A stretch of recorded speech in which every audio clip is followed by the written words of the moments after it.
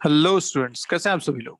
मेरा नाम है जयदीप आमेटा और आज हम बात करने वाले हैं एसी के नेक्स्ट पार्ट की। देखिए, अभी तक अपन पढ़ चुके थे एसी क्या होता है, उसमें किस टाइप के करंट्स होते हैं, कैसा ईएमएफ होते हैं, एवरेज करंट क्या होता है, आरएमएस करंट क्या होता है, ये सारी बातें हम करी थी। नेक्स्ट हमने पढ़ा था कि अगर हम सर्किट के एलिमेंट्स को मतलब रजिस्टर, कैपेसिटर और इंडक्टर को एसी ईएमएफ के अक्रॉस कनेक्ट करें तो क्या क्या चीजें उसमें आती हैं। हमने देखा कि करंट और जो पोटेंशियल डिफरेंस उनका क्रॉस है उसमें कितना फेज डिफरेंस आता है, ये सारी बातें हमने करी थी। उसी से रिलेटेड एक पॉइंट इसमें आता है फेजर डायग्राम का। फेजर डायग्राम का तो फेजर डायग्राम क्या है कि भाई, वैसे तो करंट, पोटेंशियल, ये सारी चीजें स्केलर क्वांटिटीज है ना। करंट, पोटेंशियल डिफरेंस, ये सब स्केलर क्वांटिटीज हैं। लेकिन अगर मैं इनको एक वेक्टर के तौर पे दिखाऊं तो उसे हम एग्जैक्टली वेक्टर ना कह के फेजर कहते हैं। ठीक है, क्या कहते हैं? फेजर। तो ये दिखाता है कि इनके बीच में कितना फेज डिफरेंस है, इसे हम बोलते हैं फेजर डायग्राम। तो जैसे एक रेजिस्टेंस के केस में अगर बात करें तो आपने क्या बोला था, एक रेजिस्टेंस को अगर आप, फर्स्ट बताता हूँ, रेजिस्टेंस के केस में अपना रिवीजन भी हो जाएगा जब मैंने कल लास्ट वीडियो में पढ़ा था। तो रेजिस्टेंस के केस में आपने एक रेजिस्टेंस को कनेक्ट किया था एक एसी सर्किट से, एक एसी ईएमएफ से। ईएमएफ था ई नॉट साइन ओमेगा टी। और आपने बोला था कि यहाँ पे जो करंट आएगा वो भी आएगा I naught sine omega t, where I naught was E naught by R. ये बात हम कर चुके थे। और मैं बोला था कि ये दोनों सेम फेज में है, मतलब potential difference and current are in same phase. ठीक है, तो इसके लिए अगर मुझे फेजर डायग्राम बनाना है तो मैं लिखूंगा पोटेंशियल डिफरेंस, जिसको मैं वी लिख सकता हूं अक्रॉस रेजिस्टेंस आर। तो अगर ये है वी आर एक वेक्टर के फॉर्म में, अगर इस डायरेक्शन में मैं इसको मानता हूं, तो करंट का जो वेक्टर बनेगा क्या वो भी सेम डायरेक्शन में बनेगा, क्योंकि दोनों के बीच में कोई फेज डिफरेंस नहीं है। जब फेज डिफरेंस नहीं है तो इसमें कोई एंगल का डिफरेंस नहीं आएगा। जो करंट का फेजर आएगा वो भी इसी डायरेक्शन में आएगा, लाइक दिस। ये आपका आएगा आई। क्लियर बात है? तो ये जो आपने डायग्राम बनाया इसे कहते हैं फेजर डायग्राम। अभी फेजर डायग्राम अभी तो चलिए सिर्फ अपन एक एक एलिमेंट के लिए बना रहे हैं, रेजिस्टेंस का, फिर अगला कैपेसिटर, फिर इंडक्टर। लेकिन जैसे जैसे हम मिक्स करते जाएंगे अपने एलिमेंट्स को, एलआर सर्किट, आरसी सर्किट, तो सबके लिए फेजर डायग्राम बनेगा। तब हम इसको यूज करेंगे फॉर क्वेश्चन सॉल्विंग पर्पस।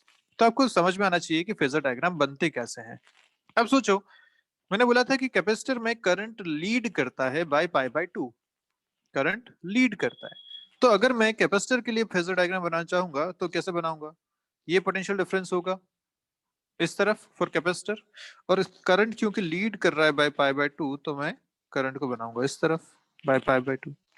और ऐसे अगर इंडक्टर के केस में बनाना चाहूंगा तो अगर ये पोटेंशियल डिफरेंस है इंडक्टर का और वहां पे करंट लैग करता है तो वहां करंट बनेगा ऐसा। ये फेजर डायग्राम बनेगा कैपेसिटर और इंडक्टर के केस में। क्लियर है बात? तो आगे हम इसको लिखते हैं। बस जस्ट मैं आपको एक आइडिया दे रहा हूँ कि हम ऐसा ऐसा सारा कुछ आगे करने वाले हैं। तो ये आपने बात कर ली एक रेजिस्टेंस के केस में। रेजिस्टेंस के केस में हमने सारी बातें करी थी कि जो रेजिस्टेंस है वो डिपेंड नहीं करता इसकी फ्रीक्वेंसी पे।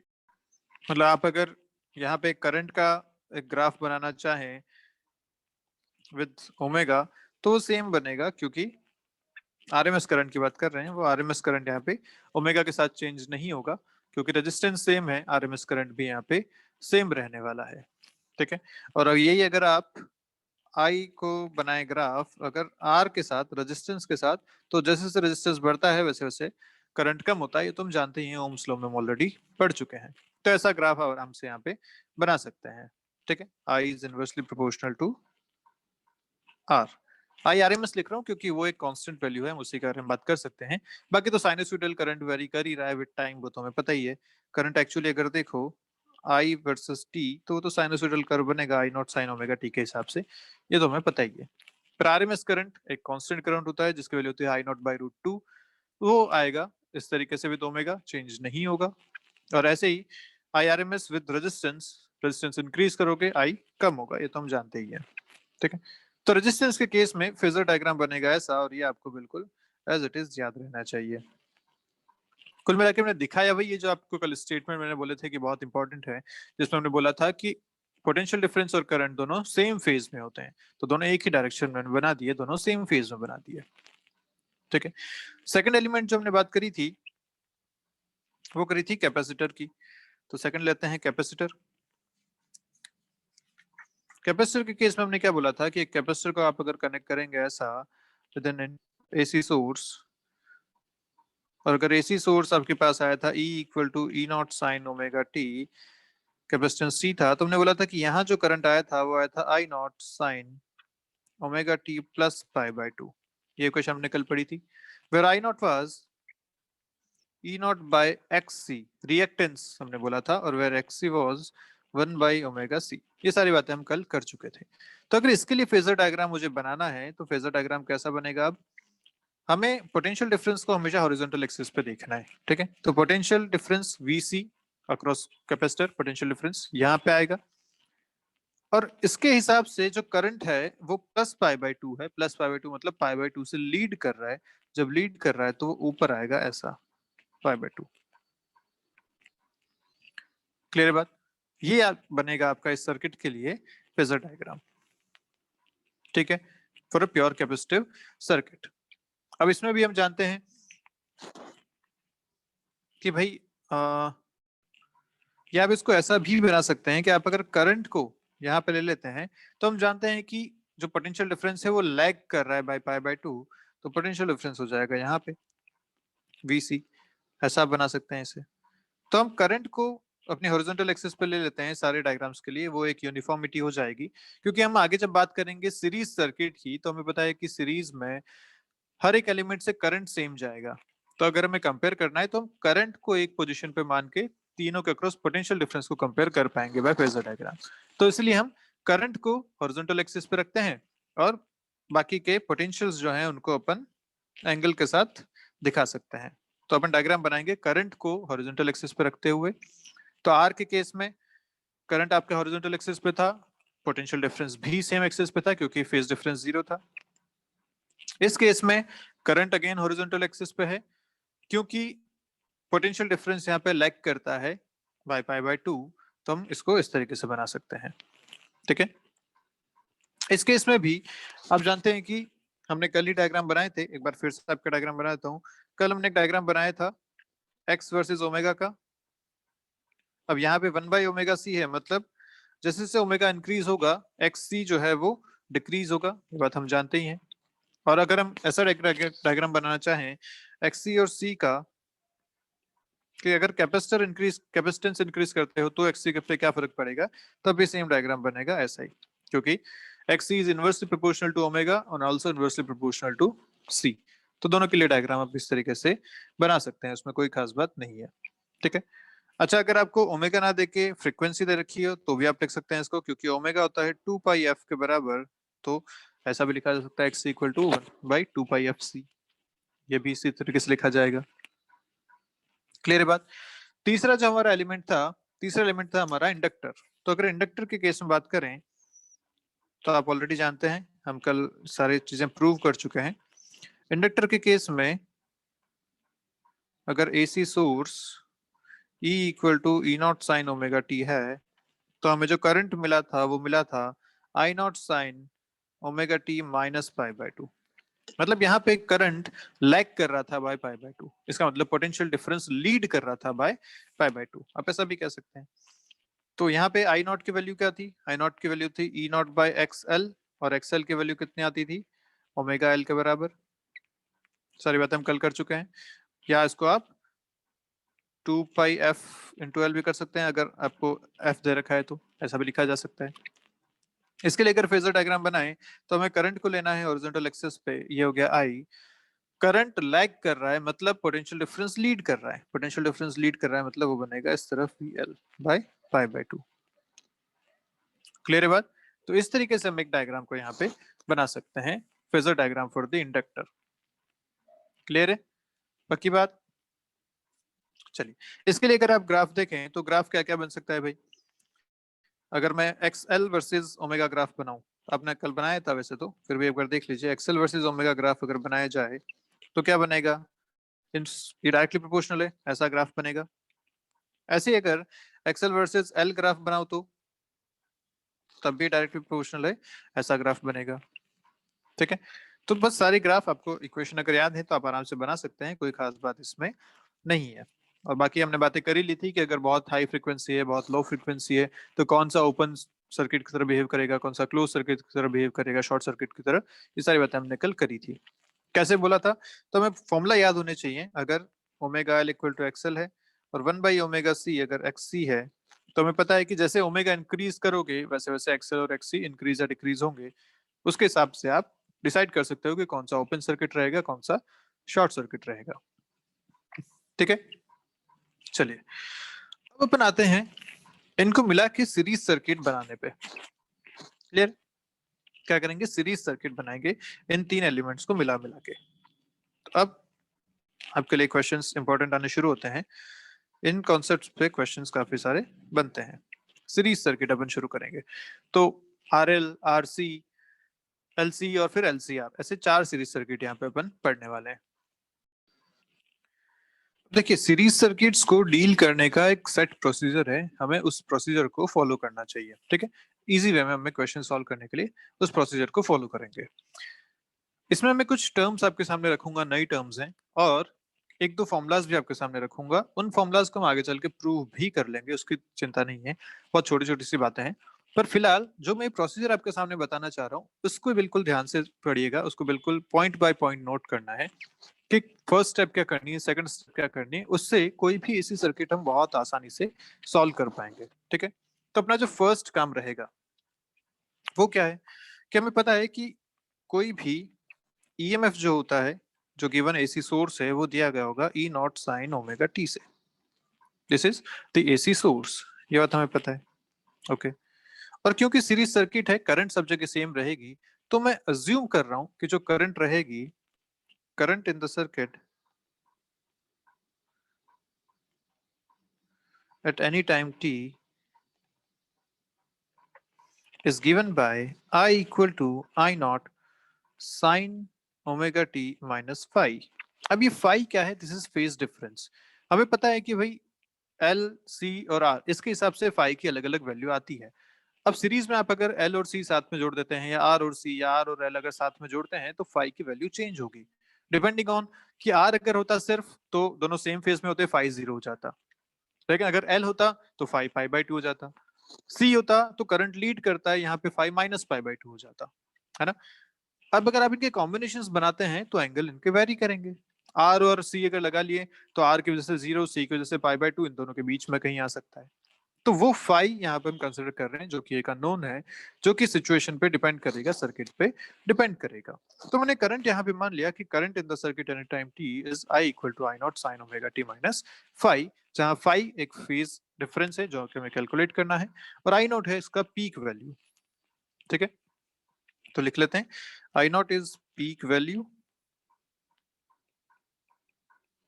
And phi is phase difference. Clear, ये हमें कैलकुलेट करना है। अगर ये कैलकुलेट कर लिए तो आई की वैल्यू अपने को मिल जाएगी। ठीक बात, चलिए तब कैसे कैलकुलेट करेंगे, तो इसके कुछ स्पेसिफिक रूल्स हैं, जो स्पेसिफिक प्रोसीजर है उसमें फर्स्ट स्टेप जो है, स्टेप 1, वो हम बात करेंगे कि सबसे पहले टोटल रेजिस्टेंस आप उस सर्किट का देख लीजिए। टोटल रेजिस्टेंस आर उस सर्किट का आप देख लीजिए। अगर एक से ज्यादा रेजिस्टेंस है तो सीरीज पैरेलल जो भी आपको ऐड करना है, वैसे करके आप उसका पहले टोटल रेजिस्टेंस कैलकुलेट कर लीजिए। ठीक है, और क्योंकि हमें पता है कि ये इंडिपेंडेंट ऑफ फ्रीक्वेंसी होता है, तो इसे आप सबसे पहले कैलकुलेट करेंगे। इंडिपेंडेंट ऑफ फ्रीक्वेंसी होता है ये। ठीक है, तो सबसे पहला काम टोटल रेजिस्टेंस सर्किट में देख लेंगे आर कितना है। दूसरा काम, कंप्यूट एक्सी एंड एक्सएल, मतलब इंडक्टिव रिएक्टेंस और कैपेसिटिव रिएक्टेंस, ये आपको कैलकुलेट करना है। एक्सी कैसे निकालते थे, 1/ओमेगा सी से, और एक्सएल कैसे निकालते थे, ओमेगा एल से, जहां पे ओमेगा क्या होता था, 2πf के बराबर।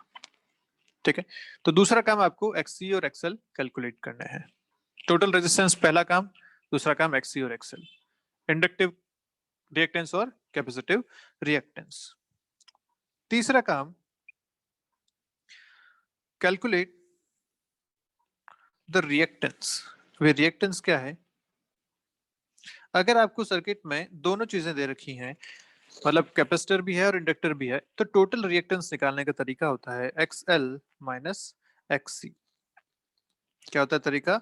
XL minus XC। ये बात अभी आप लिख लीजिए, इसको हम आगे प्रूव भी कर लेंगे कि ये कैसे आ रहा है। जब हम तीनों एलिमेंट्स वहां पढ़ेंगे तो मैं आपको बता दूंगा कि इस वजह से हमने यहाँ पे ये यूज किया था।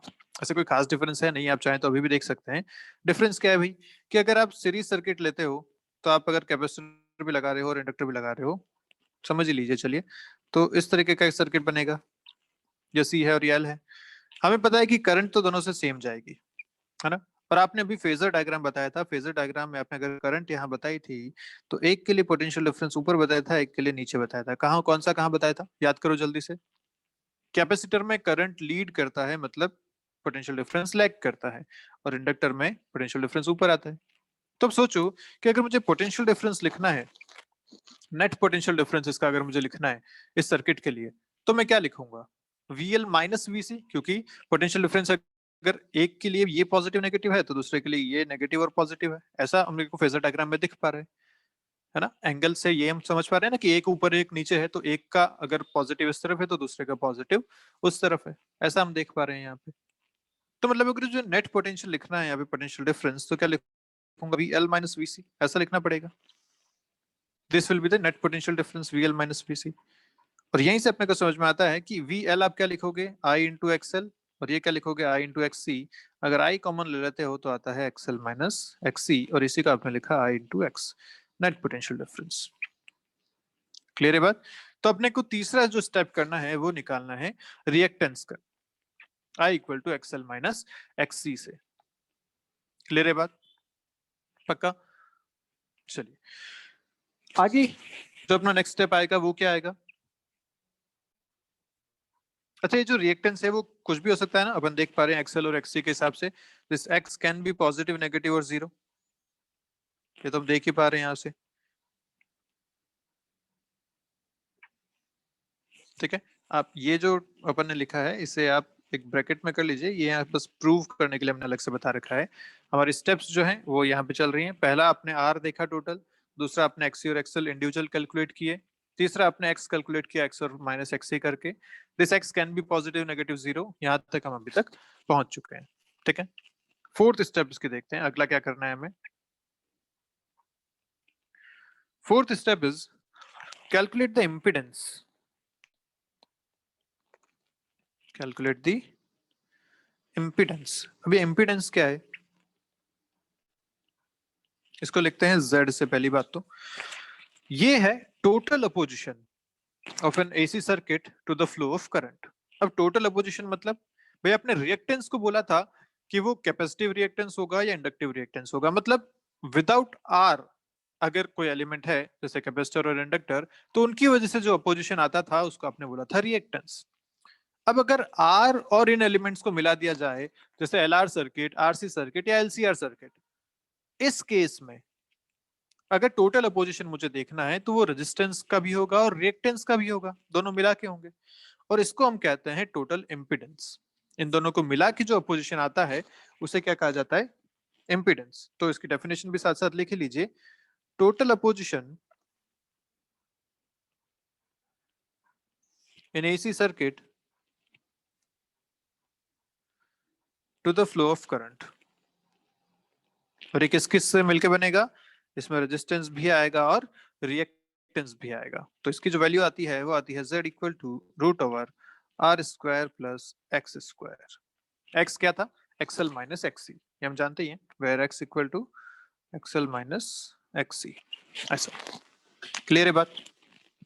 इसकी जो यूनिट होती है वो भी ओम होती है, क्योंकि ये भी है तो अपोजिशन ही टोटल, और ये जो है हमेशा पॉजिटिव होता है। हम देख ही पा रहे हैं इसके फॉर्मूला से, this is always positive. Clear? अब ये कहां से आया होगा? सेम फेजर डायग्राम, आप ध्यान दीजिए। फेजर डायग्राम में हमने क्या बोला था कि भाई अगर ये आई है तो वी आर भी इसी तरफ होता था, VL आपने ऊपर बताया था, VC आपने नीचे बताया था। अब अगर मुझे टोटल पोटेंशियल डिफरेंस देखना है तो मैं क्या करूंगा?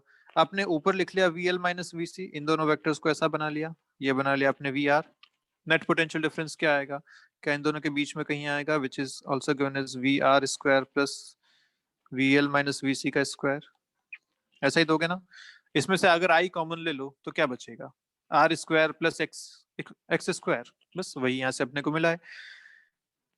लिख लेते हैं, V क्या लिखोगे आप, root over VR potential difference across resistance, क्या लिखोगे IR का स्क्वायर प्लस इसको क्या लिखोगे IXL माइनस IXC का स्क्वायर, ऐसा लिखोगे। इस पूरे में से I कॉमन ले लिया तो अंदर क्या बचा, I root over R square plus XL minus XC का स्क्वायर, ये बचा। तो यही तो आपने लिखा है। अगर V को मैं लिखता हूँ टोटल I इंटू Z, तो ये हो जाएगा I इंटू दिस, तो यहाँ से Z मिल गया आपको, ये पूरी टर्म। तो नेट पोटेंशियल डिफरेंस को लिखा जाता है I इंटू Z के बराबर। तो यहां से अपने को मिला दिस इम्पीडेंस, ये एक बहुत इंपॉर्टेंट फॉर्मूला है फिर से, Z equal to root over R square plus X square. तो चौथा काम हमारा हो गया इम्पीडेंस कैलकुलेट करना, ठीक है। इम्पीडेंस Z, इसके लिए अपन लिख सकते हो कि Z, अब पांचवा जो टर्म है उसमें अपन ये लिखने वाले हैं पांचवे स्टेप में कि the peak value of current I naught can be calculated as by applying Ohm's law, जहां पे आपको replacing R by Z, Ohm's law में आप R को Z से रिप्लेस कर दीजिए, क्योंकि अब ओम्स लॉ में तो सिर्फ R की बात होती थी, AC सर्किट में टोटल जो अपोजिशन है वो Z है, वो ये इम्पीडेंस है। तो अपन यहाँ पे I नॉट लिखेंगे E नॉट बाय Z के बराबर। यहाँ से आपको पीक करंट मिल गया। तो आपके करंट की जो इक्वेशन थी उसमें एक चीज आपको मिल गई I नॉट, दूसरा बचता है फाई, उसको भी देखते हैं। तो ये बात ध्यान रखिएगा कि हम यहाँ पे जो ओम्स लॉ से लिखते थे V इक्वल टू IR, तो IR की जगह IZ इसको अपन लिख सकते हैं। दिस इज दी, आप ऐसा कहते हैं कि ओम्स लॉ AC सर्किट के लिए इस तरीके से लिखा जाएगा, V इक्वल टू IZ या I equal to V by Z, ऐसा आप लिख सकते हैं, ठीक है।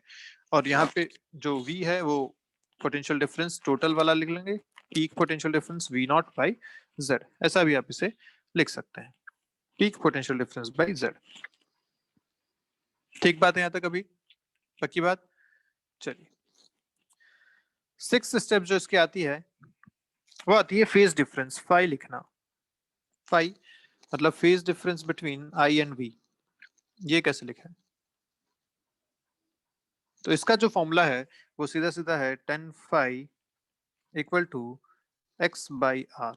क्या फॉर्मूला है, tan phi equal to X by R. ये कहां से आया, ये भी वहीं से आया, जो आपने लिखा था इस तरफ वी आर, इधर लिखा था वी एल माइनस वी सी, ठीक है, क्योंकि वीसी नीचे था, ऊपर आके वीएल माइनस वीसी कर लिया था। आपने बोला था कि दिस इज नेट वी, और हमें पता है कि करंट भी हमने इसी डायरेक्शन में लिया था, ये करंट था। अब मुझे फेज डिफरेंस चाहिए, मतलब ये फाई मुझे चाहिए एंगल। ये फाई कैसे निकलेगा, तो ये आप टेन थीटा बना सकते हैं। टेन थीटा क्या आएगा आपका यहाँ से, ये आपने लिखा था V, या इसको मैं Z से भी रिप्लेस कर सकता हूँ अगर मैं I को हटा देता हूँ, जैसा हमने ऊपर देखा था। और नीचे है रेजिस्टेंस, अगर मैं यहाँ से भी I को हटा देता हूँ तो ये आपका रिलेशन बन जाएगा। एक्चुअली देखो tan फाई आप यहाँ से क्या लिख रहे हो, V बाय वी आर, ये लिख रहे हो ना। V को आप लिख सकते हो IZ, VR को लिख सकते हो IR, क्या मिला Z बाई आर, ठीक है। एक मिनट, यहाँ पे अपन ने अच्छा गलती कर दी ना, Z नहीं, वो तो cos थीटा वाली टर्म हो जाएगी। फिर से बनाता हूँ मैं इस डायग्राम को, थोड़ा सा गड़बड़ किया अपन ने।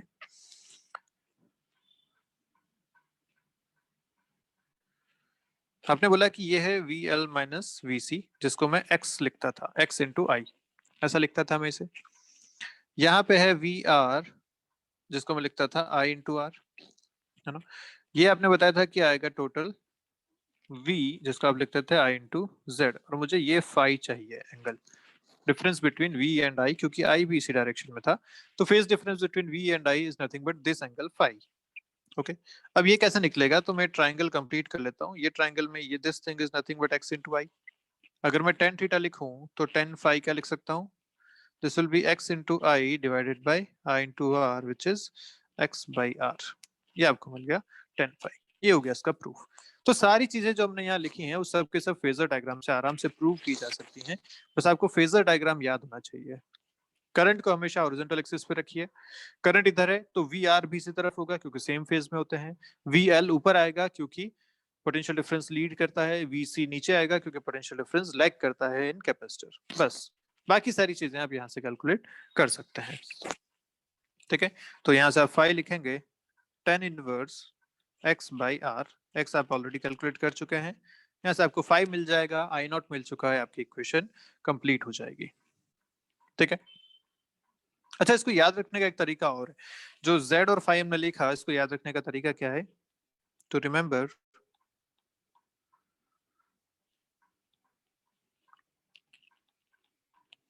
z एंड phi, हम इसको एक AC ट्रायंगल से बता सकते हैं।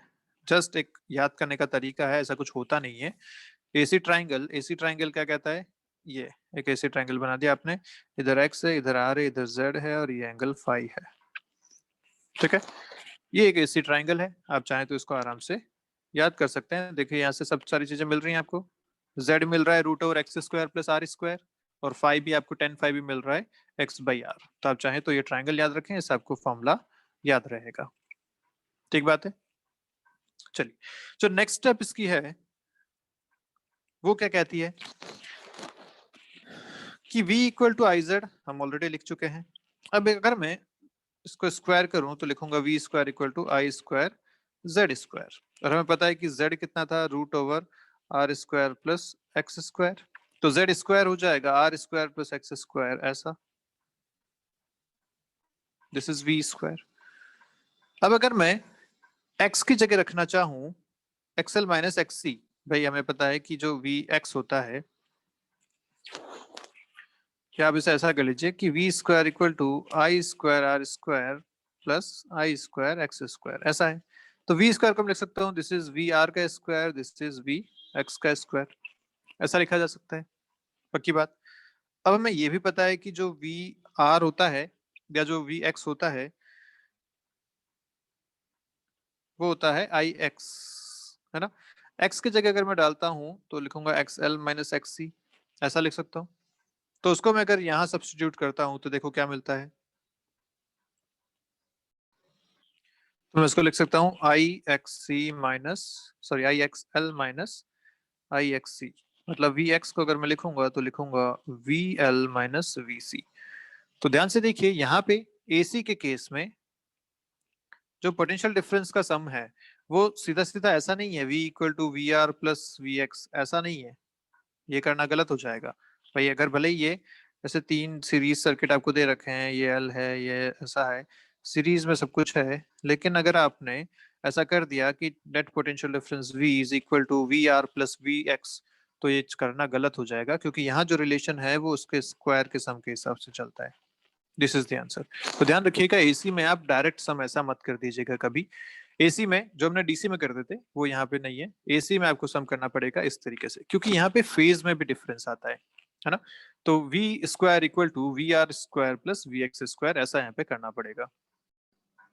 और वैसे अगर सिर्फ एलसी सर्किट था तो यहाँ हम इसको सीधा सीधा V L minus V C लिखेंगे। ऐसा नहीं है कि आप v equal to V L plus V C कर दें, ये भी यहाँ करना गलत हो जाएगा। तो ध्यान रखिएगा अगर सर्किट ऐसा है, एलसी सर्किट है, तभी आपको जो पोटेंशियल डिफरेंस लिखना है वो एल माइनस सी के हिसाब से लिखना है, ना कि एल प्लस सी करना है। तो डीसी वाली जो प्रैक्टिस है वो यहाँ पे थोड़ी चेंज हो जाती है। तो उस बात का स्पेशली अपने को यहाँ पे ध्यान रखना पड़ेगा, क्योंकि क्वेश्चन में गलती अक्सर ये होती है कि हम जब पोटेंशियल डिफरेंस को लिखना चाहते हैं तो हम डीसी वाली प्रैक्टिस से सीधा सीधा पोटेंशियल डिफरेंस को ऐड कर देते हैं और अपना आंसर गलत आ जाता है। क्योंकि यहाँ फेज डिफरेंस है सारी चीजों के बीच में, इसलिए आप सीधा ऐड इनको नहीं कर पाते हैं। यहाँ पे ऐड करने का तरीका ये रहेगा। ठीक है, तो चलिए अब जो हमने सारा स्टेप पढ़ी है इन सबको एक बार जल्दी से रिवाइज करते हैं और इनको अपन सर्किट में यूज करके देखते हैं। तो हमने अभी क्या क्या पढ़ लिया देखो। हमें जो सबसे पहला काम करना है वो क्या करना है, ईएमएफ आपको दे रखा है इस तरीके से, आपने करंट इसमें मान लिया I naught sine omega T minus five का। ठीक है, दिस इज द करंट।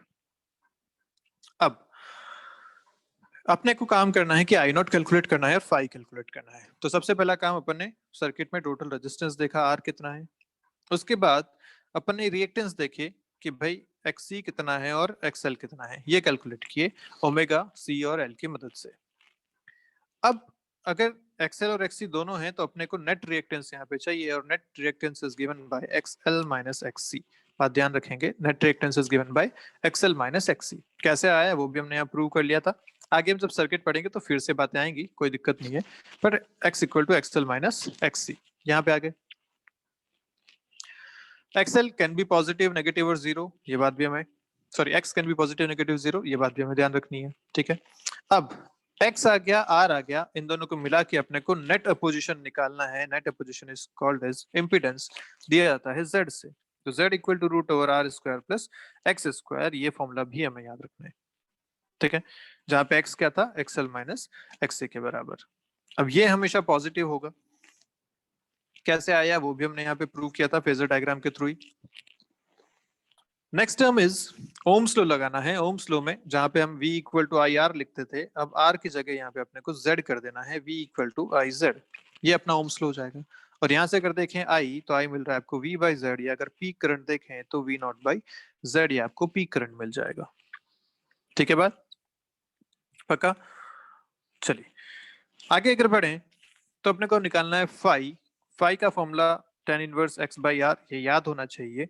कैसे प्रूव किया ये भी हमने यहाँ साइड में बता रखा है कि इस तरीके से फेजर डायग्राम से हम इसको प्रूव कर सकते हैं। तो आई नॉट मिल चुका, फाई मिल चुका, इन दोनों से अपन आई की इक्वेशन आराम से लिख सकते हैं। अब ये दोनों याद करने का तरीका क्या था, आप एक एसी ट्राइंगल बना सकते हैं जिसमें बेस पे आर है, इसकी हाइट एक्स है और हाइपोटेन्यूज जेड है, ये एंगल फाई यहाँ पे बन रहा है। इन सबको यूज करके आप जेड की वैल्यू भी लिख सकते हैं root over R square plus X square, और आप फाई की वैल्यू भी लिख सकते हैं tan inverse x by R से। तो ये फॉर्मूला याद करने के लिए एक तरीका था। जो लास्ट तरीका है उसमें बस हमने ये बात याद रखी कि अगर मुझे टोटल पोटेंशियल डिफरेंस निकालना है तो वो सीधा सीधा सम करने लायक नहीं है, जैसा आप डीसी में करते थे, वो गलत हो जाएगा। यहाँ पे क्योंकि फेज डिफरेंस होते हैं इसीलिए आपको V R square plus V X square equal to V square, ये टोटल पोटेंशियल डिफरेंस देगा। और ऐसे ही अगर सिर्फ एलसी सर्किट है तो potential difference V L minus V C से मिलेगा। ठीक है, वी एक्स क्या है, V L minus V C के बराबर। क्लियर है बात। चलिए अब इनको अपन जल्दी से सर्किट में यूज करके देखते हैं। पहला अपन सर्किट इसमें अपन लेते हैं एलआर सर्किट। तो एलआर सर्किट के केस में सर्किट अपन बना लेते हैं जल्दी से। एक एल है, एक आर है, एक एसी ईएमएफ सोर्स आपने लगा रखा है। ईएमएफ अपने को पता है होता है ई नॉट साइन ओमेगा टी। ठीक है, अब ये बात भी ध्यान रखना है कि जब करंट लेते हैं ना, करंट आपने क्या माना था, I naught sine omega T minus phi, तो वो एक्चुअली इस phi is phase difference between E and I.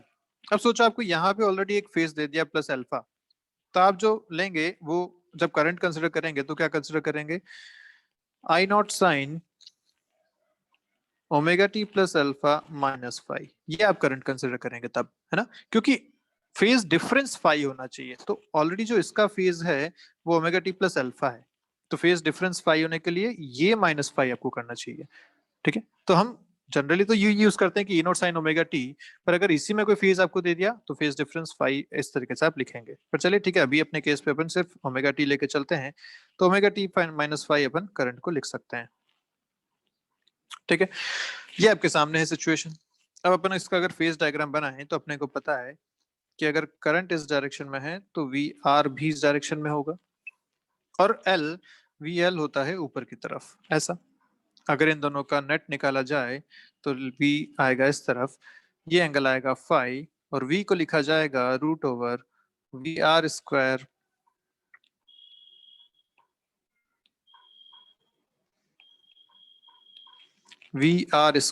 Plus V L square, this will be v। पक्की बात, किसी को वी जेड कहते हैं नेट इम्पीडेंस वाला, यस। चलिए फॉर्मूला में पता है x इक्वल टू, यहाँ पे सिर्फ एक ही है, एक्स एल है, एक्स सी तो है नहीं, तो बस यही हो जाएगा x आपका ओमेगा एल के बराबर। z अपने को पता है क्या आता है, root over R square plus X square, तो एक्स एल का स्क्वायर यहाँ पे हो जाएगा which is root over R square plus omega square L square, ऐसा हो जाएगा z। ठीक है, चीजें, पहला काम था आर निकालना, आर एक ही रेजिस्टेंस आर अपने को पता ही है। दूसरा काम था एक्स एक्सएल और एक्ससी कैलकुलेट करना, वो कर लिया। तीसरा काम था एक्स कैलकुलेट करना, वो भी कर लिया।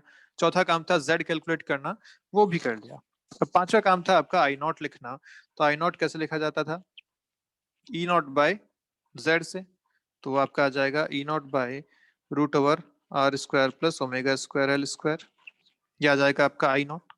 और अगला काम था अपना फाई लिखना। फाई कैसे लिखते थे? Tan inverse X by R से, तो आपके पास आ जाएगा टेन इनवर्स एक्स कितना है यहाँ पे, ओमेगा एल के बराबर बाई आर, ये आ जाएगा फाई।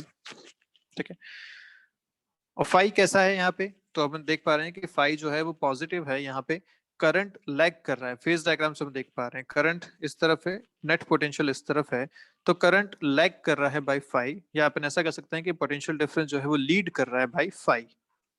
तो हम यहाँ पे लिखेंगे जो करंट की इक्वेशन आएगी वो आएगी I naught sine omega T minus phi, जहां फाई की वैल्यू क्या है? Tan inverse omega L by R के बराबर। क्लियर है बात? पक्का सारे यहाँ तक?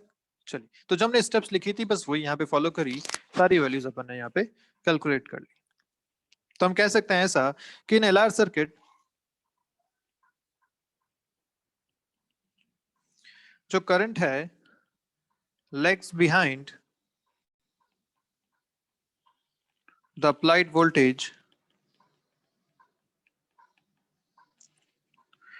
by an angle phi which is equal to tan inverse omega L by R। ठीक है, अब वो सिर्फ इंडक्टर जब था तो पाई बाई टू से लैग कर रहा था। अब इंडक्टर और रेजिस्टेंस दोनों हैं तो दोनों का कंबाइंड इफेक्ट यहाँ पे आएगा, angle less than pi by two आएगा, मोर देन जीरो आएगा, which is omega L by R. ठीक है बात? चलिए आगे अगर बढ़े, सेकंड बात हम इसी में लिख सकते हैं, ये हो गई फर्स्ट बात। सेकंड बात हम लिख सकते हैं कि across the resistance voltage and current are in same phase. ठीक है, while across the inductance voltage leads the current by pi by 2 radians, बिल्कुल ठीक बात है। so VL leads VR by and I by pi by 2 radians in the phase, ये बात हम जानते ही हैं कि जो VL है, ये जो VL है वो VR और I से दोनों से ही pi by 2 के आगे लीड कर रहा है, बस ठीक है, हम जानते ही हैं। थर्ड पॉइंट जो उन्होंने लिखा है, if instead of AC DC is applied, अगर इसी केस में आप AC की जगह DC अप्लाइड कर लेते, इफ DC इज अप्लाइड, तो DC के लिए जो फ्रीक्वेंसी होती है वो होती है जीरो, वो चेंज नहीं होती, मतलब ओमेगा हो जाता है जीरो। जब ओमेगा जीरो हो गया तो हम यहाँ से देख पा रहे हैं कि एक्स भी जीरो हो जाएगा, जेड हो जाएगा आर के बराबर, और फाई भी हो जाएगा जीरो, और आई नॉट कितना हो जाएगा आपको? ई नॉट बाई आर के बराबर। तो ये बिल्कुल वैसा ही बन गया जैसा आपका एक रेजिस्टेंस लगा हुआ हो एक डीसी बैटरी के अक्रॉस, ये बिल्कुल वैसा केस हो गया कि टोटल रेजिस्टेंस आर है, current E naught by R के बराबर है। ठीक है, तो इसका मतलब क्या हुआ कि अगर आप एक एलआर सर्किट के अक्रॉस एक डीसी सप्लाई इस तरीके से लगा देते हैं एसी को हटा के, तो आप ऐसा मान सकते हैं कि उस जो इंडक्टर है वो इनइफेक्टिव हो जाता है, उसका कोई काम वहां पे नहीं रहता। इन दिस केस ऐसा अपन मान सकते हैं। ठीक है, चलिए अब अगर आपको अलग अलग पोटेंशियल डिफरेंस पूछा गया होता है एसी में, आपको पूछा गया कि बताइए वी आर कितना है, तो वी आर आप कितना लिखते हैं? आराम से लिख सकते थे आई आर के बराबर। और आपसे पूछते हैं कि बताइए इंडक्टर के क्रॉस पोटेंशियल डिफरेंस कितना है वीएल, तो आप लिखते आई एक्सएल के बराबर। ठीक है, तो ये होता था आई ओमेगा एल, या आता आपका आई आर, लिखा ही हुआ है तो। ठीक है, और अगर नेट पोटेंशियल डिफरेंस पूछा है तो हम ऑलरेडी बता चुके हैं, नेट पोटेंशियल डिफरेंस इस तरीके से आता। Net potential difference V equal to V R plus V L लिखना गलत हो जाएगा, V equal to V R plus V L ये लिखना सरासर गलत है, नेट पोटेंशियल डिफरेंस लिखा जाएगा इस तरीके से, ये बात हम ऑलरेडी कर चुके हैं। ठीक बात? सेकंड आप खुद सॉल्व कीजिए, बताइए मुझे, अगर एक सीआर सर्किट है तो कैसे करेंगे? आरसी सर्किट जिसको आप कहते हैं। पहला काम आपको डायग्राम बना लेते हैं जल्दी से। आर है, सी है, एक यहाँ पे ईएमएफ सोर्स लगा हुआ है, E equal to E naught sine omega T. अब जल्दी से आप मुझे बताएंगे, पहला काम रेजिस्टेंस, दूसरा काम कैपेसिटिव इंडक्टेंस, तीसरा काम सॉरी कैपेसिटिव रिएक्टेंस, तीसरा काम टोटल रिएक्टेंस, चौथा काम इम्पिडेंस, पांचवा काम आई नॉट, छठा काम फाई, और सातवां काम पोटेंशियल डिफरेंस। ठीक है, ये सातों आप मुझे जल्दी से बताइए लिख के। वीडियो पॉज करिए, जल्दी लिखिए। तो पहला तो हम लिख सकते हैं रेजिस्टेंस कितना है इसमें, आर के बराबर।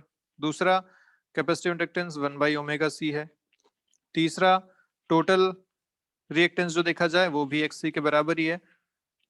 Total reactance is also equal to XC, क्योंकि यहाँ पे इंडक्टर तो है नहीं, तो वो भी हो जाएगा 1/ωc। चौथा काम Z निकालना है, which is root over R square plus X square, तो ये लिखा जाएगा root over R square plus 1/ω² C square. ठीक है, ये आपका आ गया Z। पांचवा काम क्या था आपका, आई नॉट निकालना, I naught is equal to E naught by Z, तो ये आपका आंसर आ जाएगा E naught by root over R square plus 1/ω² C square.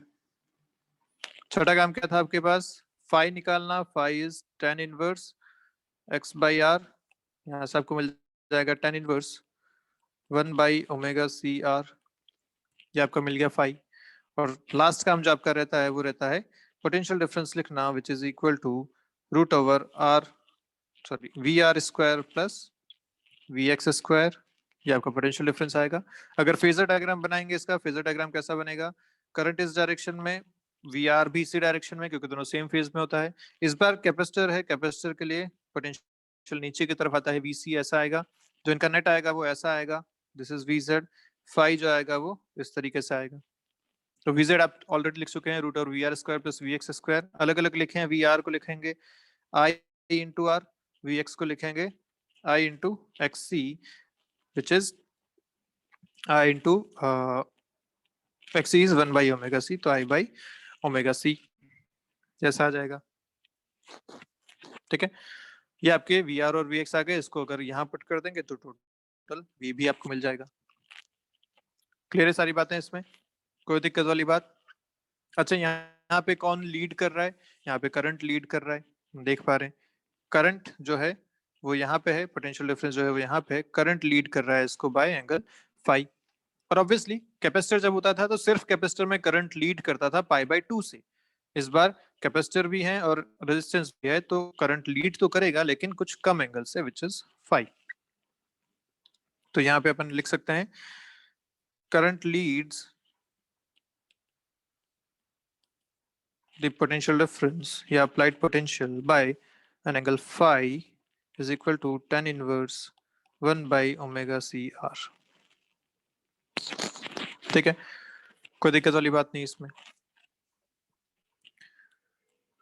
अगर हम यहाँ पे डीसी लगा देते तो इन केस ऑफ डीसी ओमेगा हो जाता 0, इसका मतलब क्या होता, जेड हो जाता आर के बराबर, यहाँ तक तो कोई दिक्कत नहीं है।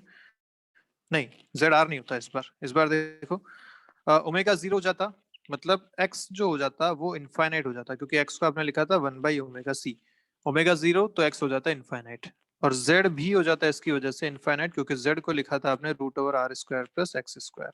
एक्स इनफाइनाइट हो गया तो जेड भी इनफाइनाइट हो गया।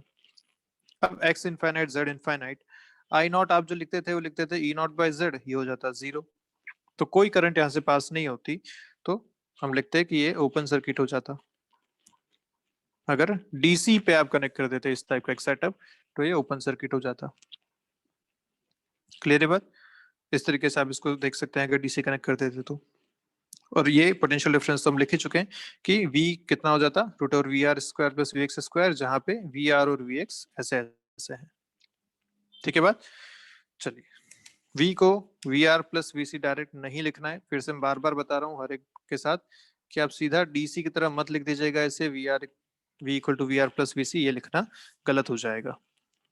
क्लियर है बात? एसी में हमें पूरा इसको सॉल्व करना पड़ता है यूजिंग फेज डिफरेंस। चलिए, जो अपना थर्ड सर्किट आता है वो आता है एलसी सर्किट। तो इस केस में भी आप जल्दी से लिखेंगे, बताएंगे क्या हिसाब है इसका एलसी सर्किट का। एलसी सर्किट बना लीजिए, एक सी है एक एल है, एक एसी ईएमएफ यहाँ पे लग रहा है source, E equal to E naught sine omega T. पहला काम आर कितना है यहाँ पे 0। दूसरा काम एक्स अलग अलग निकालना, एक्स सी हो गया 1/ωc, एक्सएल हो गया ओमेगा एल। तीसरा काम नेट एक्स निकालना, नेट रिएक्टेंस निकालना, which is XL minus X C, formula पढ़ चुके हैं, तो ये हो जाएगा ओमेगा एल माइनस 1/ωc। चौथा काम जेड निकालना, जेड होता है root over R square plus X square, R 0 है तो ये हो जाएगा x के बराबर, मतलब z इक्वल टू भी हो गया x which is omega l minus 1 by omega c। ठीक है, पांचवा काम आई नॉट निकालना। I naught is E naught by Z, या फिर यहाँ लिख सकते हैं E naught by basically X. तो ये कितना हो जाएगा, आई नॉट अगर लिखा जाए तो लिखा जाएगा E naught by omega L minus 1 by omega C. ये हो जाएगा आपका आई नॉट। ठीक है, नेक्स्ट अगर लिखें तो नेक्स्ट लिखेंगे आप फाई। फाई होता है tan inverse X by R. R zero है तो ये हो गया tan inverse infinity. Tan inverse infinity मतलब फाई आपके पास आएगा 90 डिग्रीज। वो आना भी चाहिए, फेज डायग्राम हम जानते भी हैं कि अगर ये आई है, वी आर इधर होगा, वी एल इस तरफ होता है, वी सी इस तरफ होता है। आप अगर नेट लिखेंगे तो V L minus V C इस तरफ लिख सकते हैं। अगर V L is more than V C तो ऊपर आ जाएगा, V L is less than V C तो नीचे की तरफ आ जाएगा। आप सीधा सीधा इसको ऐसा लिख सकते हैं, ये V L minus V C angle हमें बताइए कि ये 5/2 के बराबर आएगा। ठीक है, तो नेट पोटेंशियल डिफरेंस उसी तरफ आने वाला है, V L minus V C के हिसाब से, क्योंकि आर तो जीरो है तो वी आर भी यहाँ पे कितना आएगा, जीरो, तो हम इसे यहाँ पे नहीं लिखते। Net potential difference will be V L minus V C इस तरफ एट एन एंगल π/2। तो इसके लिए अगर अपन लिखना चाहें तो आई की जो वैल्यू लिखेंगे वो लिखेंगे I naught sine omega T minus phi. इस तरीके से फाई की जगह π/2 आ जाएगा, आई नॉट की वैल्यू अपन ऑलरेडी लिख चुके हैं। ठीक है, तो हम लिख सकते हैं यहाँ पे कि current lags behind applied potential difference by angle π/2। ठीक है बात। अगर यहाँ पे एक केस देखें कि if XL equal to XC, अगर ऐसा हो जाए तो क्या होगा, सोचो। If XL equal to XC, अगर ऐसा हो गया तो क्या नेट एक्स जीरो हो जाएगा? यस। अगर एक्स जीरो हो गया तो क्या जेड भी जीरो हो जाएगा? यस। तो क्या I naught E naught by Z infinity हो जाएगा? यस। जेड जीरो मतलब आई नॉट हो जाएगा इंफिनिटी। और इसको आप ऐसा कह सकते हैं कि अब देखिए इस स्पेशल केस में अगर एक्सएल इक्वल टू एक्स आपने किया तो हम इसको लिख सकते हैं omega equal to 1 by omega C, या इसको अगर थोड़ा सॉल्व करूं तो omega square equal to 1 by L C, या omega equal to 1 by root L C. क्या ये कहीं कहीं पढ़ा हुआ दिख रहा है आपको? Omega equal to 1 by root L C कहीं कहीं पढ़ा हुआ दिख रहा है? कहाँ पढ़ा था ये? क्या ये था फ्रीक्वेंसी ऑफ एलसी ऑसिलेशंस? हमने एलसी सर्किट जब पढ़ा था ईएमआई के बाद, तो ये था फ्रीक्वेंसी ऑफ एलसी ऑसिलेशंस, है ना? यही था। अच्छा सोचो कि एलसी सर्किट जब होता है तो उसकी नेचुरल फ्रीक्वेंसी ऑसिलेशन की होती है ये। अब आपने इस केस में ओमेगा को भी इसी फ्रीक्वेंसी पे डाल दिया, मतलब जो अप्लाइड फ्रीक्वेंसी है, जो अप्लाइड सोर्स की फ्रीक्वेंसी है, वो भी 1 बाय रूट एल सी हो गई ओमेगा, और जो 1 बाय रूट एल सी है इसकी नेचुरल फ्रीक्वेंसी है वो भी है 1 बाय रूट एल सी। तो जब अप्लाइड फ्रीक्वेंसी और नेचुरल फ्रीक्वेंसी मैच कर जाती हैं तो करंट हो जाता है इनफाइनाइट। मतलब ऐसी सिचुएशन को बोला जाता है रेजोनेंस कंडीशन। क्या बोला जाता है? Resonance condition. जब अप्लाइड फ्रीक्वेंसी, अप्लाइड किसकी? आपने जो सोर्स लगा रखा है E equal to E naught sine omega t, उसमें जो ओमेगा है वो अप्लाइड फ्रीक्वेंसी है, और एलसी सर्किट की जो नेचुरल फ्रीक्वेंसी होती है वो भी होती है 1 by root L C. This is natural frequency of LC circuit. अब अगर आप इस अप्लाइड फ्रीक्वेंसी ओमेगा को इस नेचुरल फ्रीक्वेंसी के बराबर कर देते हैं तो करंट हो जा रहा है इनफाइनाइट। ये अभी हमने देखा। ऐसी सिचुएशन को आपने क्या बोला? Resonance condition. क्लियर है बात? तो ये बात लिख लीजिए जल्दी से कि as 1 by root L C is the natural frequency of LC circuit. ठीक है, 1 by root L C is the natural frequency of LC circuit. So in case of LC circuit, so in case of LC circuit, if the frequency of the applied AC, if the frequency of applied AC becomes equal to the natural frequency of the circuit, repeat कर रहा हूं, if the frequency of applied AC becomes equal to the natural frequency of the circuit, the amplitude of the current in the circuit becomes infinite. The amplitude of current in the circuit becomes infinite due to zero impedance. Due to zero impedance, Z0 है, due to zero impedance. This situation is called as resonance situation. This situation is called as resonance situation. तो resonance situation में आपने क्या बोला कि natural frequency of LC oscillations is equal to applied frequency of the circuit. Natural frequency थी 1/√LC, इसको अगर omega के बराबर कर दिया गया या इतनी फ्रीक्वेंसी अगर आपने एसी सोर्स की रखी तो ये करंट हो जाएगा infinite because of zero impedance. Clear है बात? और जीरो इम्पिडेंस का मतलब होता है कि रेजिस्टेंस भी जीरो हो गया और एक्स भी जीरो हो गया। एक्स का जीरो होने का मतलब होता है XL इक्वल टू XC हो गया, मतलब ये दोनों रिएक्टेंस आपस में इक्वल हो गए, रेजिस्टेंस जीरो हो गया। और ऐसा केस अगर है तो वो सिचुएशन रेजोनेंस सिचुएशन कहलाती है। रेजोनेंस सिचुएशन में करंट हो जाएगा इनफाइनाइट, फ्रीक्वेंसी कितनी होगी 1/√LC। क्लियर है बात? तो अगर मैं इसका एक ग्राफ बनाना चाहूं करंट का, तो जो ग्राफ बनेगा वो बनेगा कुछ ऐसा। I वर्सेस ओमेगा का अगर मैं ग्राफ बनाऊं तो ओमेगा के साथ करंट ऐसा इंक्रीज करता है इस नेचुरल फ्रीक्वेंसी के आसपास। अगर ये है omega equal to omega naught ये वाली फ्रीक्वेंसी 1/√LC जिसको आप कह सकते हैं, और फिर से अगर फ्रीक्वेंसी और बढ़ाई जाए तो करंट डिक्रीज करता है। तो आपने अगर रेजोनेंस इंस्टीट्यूट जो है उसका अगर कभी लोगो देखा हो तो वो लोगो ऐसा ही होता है उसका, है ना? तो वो रेजोनेंस नाम यहीं से उन्होंने लिया है और यही उसका लोगो है जो करंट के ग्राफ को दिखाता है विद फ्रीक्वेंसी। क्लियर है बात? और अगर मैं Z बताना चाहूँ, Z का ग्राफ बनाना चाहूँ ओमेगा के साथ, तो Z क्या है भाई? Z जीरो हो गया था जब omega equal to omega naught हुआ था, तो Z वेरी करता है कुछ इस तरीके से। यहाँ पे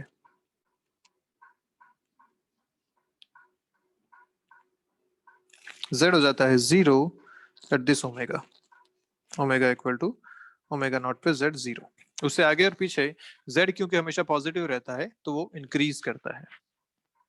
क्लियर है बात? तो ये पूरा अपना रेजोनेंस का हिसाब रहा फॉर एलसी सर्किट।